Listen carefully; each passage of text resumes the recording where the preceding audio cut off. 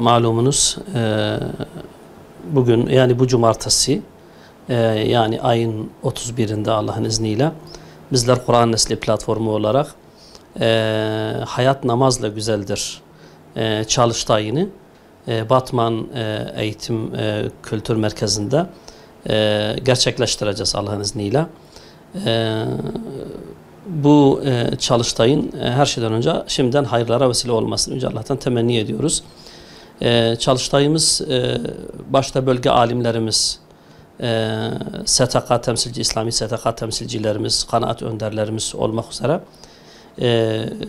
pek çok kesime bu manada inşallah davetiyelerimizi gönderdik. Çok değerli misafirlerimiz olacak, akademisyenlerden oluşan, alimlerden oluşan konuşmacılarımız olacak. Bir günlük boyunca bir devam edecek olan bir çalıştaydır.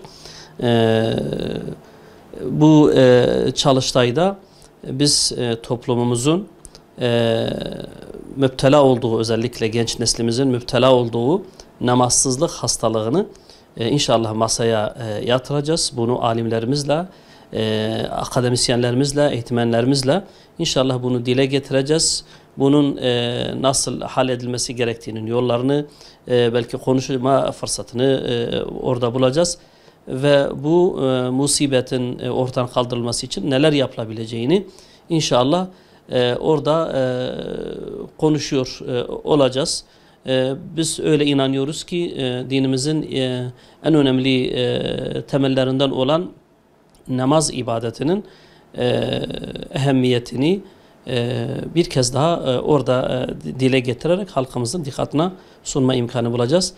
Şimdiden bu hayırlı hizmetin hepimiz için hayırlara vesile olmasını Yüce Allah'tan temenni ediyoruz. Namazsızlık hastalığı toplumumuzun en başta gelen musibetidir, hastalığıdır ve biz inanıyoruz ki onun dışındaki toplumda şikayet ettiğimizin, herkesin şikayet ettiği bütün hastalıklarımızın, bütün musibetlerimizin belki asıl müsebbibi de namazsızlık hastalığıdır.